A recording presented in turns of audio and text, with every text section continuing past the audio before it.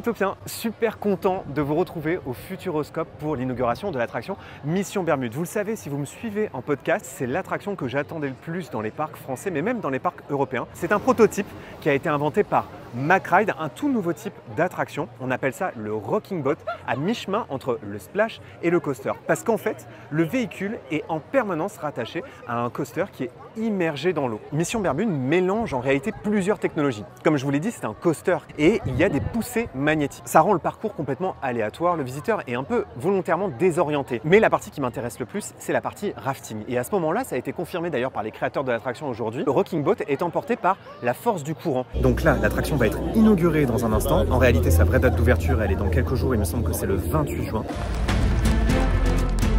Victor Berlitz, responsable de la logistique.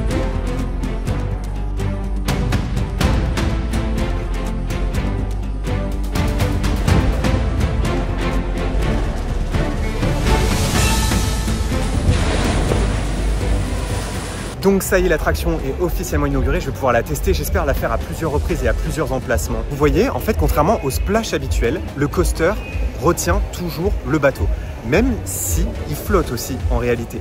Mais pendant tout le parcours, lorsqu'il circule dans l'eau, il est toujours attaché au coaster. Ah super, merci. Bonjour.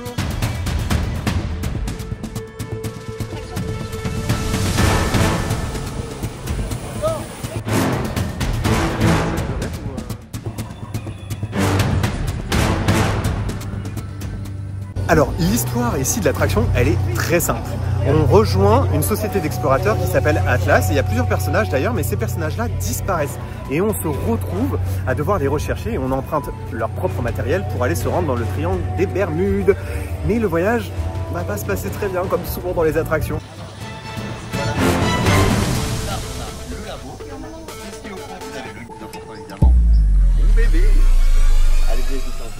Alors, la file d'attente se détache en deux grandes parties, je dirais, enfin trois même. Vous avez un laboratoire, vous avez ensuite un garage où il y a les véhicules, et c'est les fameux véhicules qu'on va utiliser pour aller se rendre dans le triangle des Bermudes. Et puis vous avez toute la première partie dans laquelle on est passé tout à l'heure, qui est à proximité du parcours de l'attraction.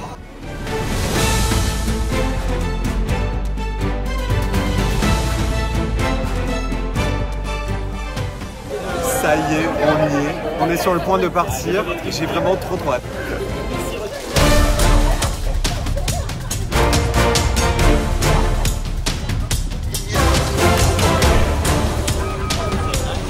T'as vu ça?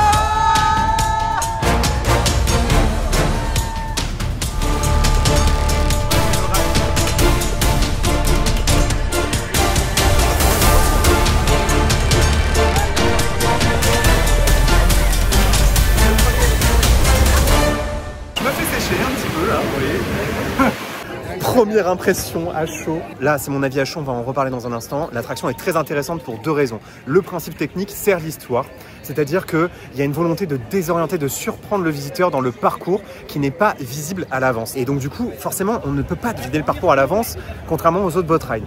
Ça, c'est la première chose. La partie rafting est excellentissime. Vraiment, c'est là où ça mouille le plus en fait, finalement, plus que dans la chute. C'est cette partie-là que j'ai préférée du parcours. Donc il y a l'ascenseur, il y a la chute, le splash. Là, pour le coup, c'est des choses qu'on peut retrouver. Et c'est vrai que parfois, j'ai trouvé que des attractions comme Objectif Mars pouvaient manquer de musique. Et là, figurez-vous qu'à l'intérieur du véhicule, ça je l'ai constaté quand j'étais dedans, il y a de l'audio. Il y a de l'audio. Et ça change beaucoup de choses. Et il y a une musique qui démarre notamment sur la fin du parcours et qui rajoute de l'intensité à l'attraction. La musique et l'audio embarqué, ça coûte très cher. Et pourtant, là, avec ce budget-là de 30 millions, ils ont quand même réussi à intégrer cette partie-là. Et c'est ce qui fait aussi que c'est très réussi. La seule chose dont peut manquer un peu l'attraction, c'est une partie Dark Ride qui d'ailleurs était présente, il me semble, sur le concept art.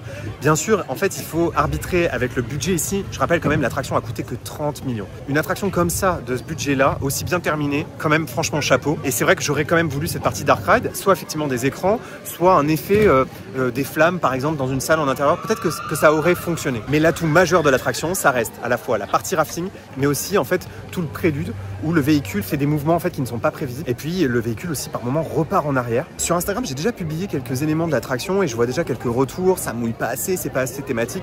Alors sur l'eau, c'est probablement une des attractions aquatiques qui mouille le plus parmi toutes celles que j'ai faites. D'ailleurs, attention, hein, si vous allez au premier rang, vous serez vraiment trempé, vous aurez de l'eau jusqu'aux cuisses. Hein. À d'autres endroits, ça mouille un peu moins, mais la partie rafting en réalité vous asperge vraiment. La deuxième interrogation, c'est au sujet des thématiques qui vous semblent pas très bien finies. Alors il faut savoir que la végétation va pousser. Et est-ce que la thématique me semble poussée?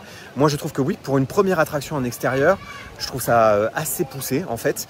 Surtout qu'il ne faut pas oublier que la plupart du temps, le Futuroscope, c'est plutôt en intérieur. Et il y a aussi une file d'attente qui est assez poussée. En tout cas, la deuxième partie de la file d'attente est très bien poussée avec le laboratoire et l'exposition des véhicules. Oui, c'est plutôt réussi. Il y a des vraies épaves d'avions, de bateaux qui ont été récupérés. Hein. C'est ce que nous disaient les créateurs de l'attraction, qui ont parfois été réhabilités, qui étaient des vraies épaves qu'ils ont trouvées sur le bon coin. Et oui, je dirais que oui, c'est assez réussi. Et en fait, il faut vraiment être sur le tracé, dans le décor, pour se rendre compte d'à quel point c'est réussi. La partie la moins thématique, c'est la partie de l'ascenseur. C'est à ce moment-là où on voit le moins de thématique. L'ascenseur, c'est vrai, il est exposé tel quel en plein air, on voit très bien le mécanisme. Et puis, il manque cette partie Dark Ride qui avait été envisagée dans un premier concept art, mais le parc a fait le choix de favoriser les décors réels et en extérieur, puisque c'était la première attraction du parc à être en extérieur à ce point-là. C'est le moment pour nous d'aller faire une visite de chantier. Alors, chantier pas vraiment parce que l'attraction est déjà terminée, mais on va pouvoir aller découvrir les décors, les coulisses des décors de l'attraction, les équipes du Futuroscope qui vont nous expliquer comment ils ont conçu cette attraction. Puis ensuite, on ira découvrir la zone, parce que c'est une attraction mais c'est aussi une zone qui ouvre. La sortie est assez grande. Puis vous avez un bar avec un petit jeu de mots, le bar Bermuda, qu'on va aller découvrir juste après.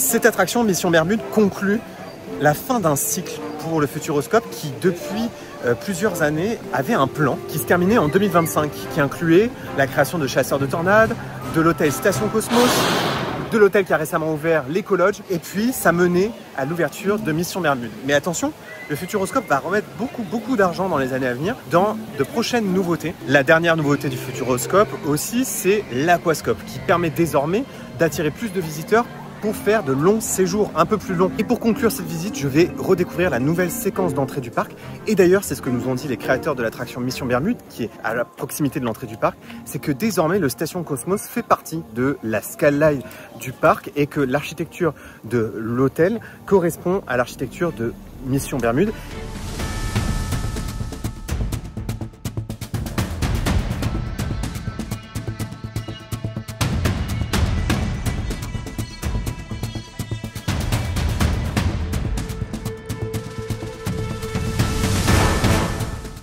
Et la nouvelle zone ici est incroyablement bien réussie, je trouve, et elle connecte les autres espaces du resort, comme par exemple Zero Gravity, un espace de chute libre en intérieur, Station Cosmos ou encore l'Aquascope, l'Arena, les parkings, la signalétique et la séquence d'entrée a été entièrement réimaginée et je trouve ça aussi très réussi. Alors là, on arrive à la fin de la journée, après d'ailleurs la visite de chantier, et donc j'ai compris plusieurs contraintes liées notamment au budget et à la configuration très particulière de l'attraction. Globalement, pour moi, c'est une réussite absolue, à tel point que je dirais que c'est désormais l'une de mes attractions préférées ici, avec bien sûr Objectif Mars et Chasseur de Tornades. Je dirais même que en fait Mission Bermude est presque au-dessus. Beaucoup de personnes m'ont parlé de la thématique que je trouve en réalité très réussie, que ce soit dans la file d'attente et même dans le parcours. Mais surtout, ce que j'ai adoré, c'est le principe technique de l'attraction, ce rafting qui fonctionne pour moi super bien, qui est à la fois très réaliste mais aussi assez sensationnel et qui mouille vraiment les visiteurs. Pour ceux qui me suivent notamment en podcast, n'hésitez pas à aller écouter le prochain épisode qui sera notamment dédié à l'ouverture de l'attraction. Si vous voulez en savoir plus, n'hésitez pas à l'écouter. Merci d'avoir regardé cette vidéo les Taupiens. N'oubliez pas que vos rêves sont éternels. Bye!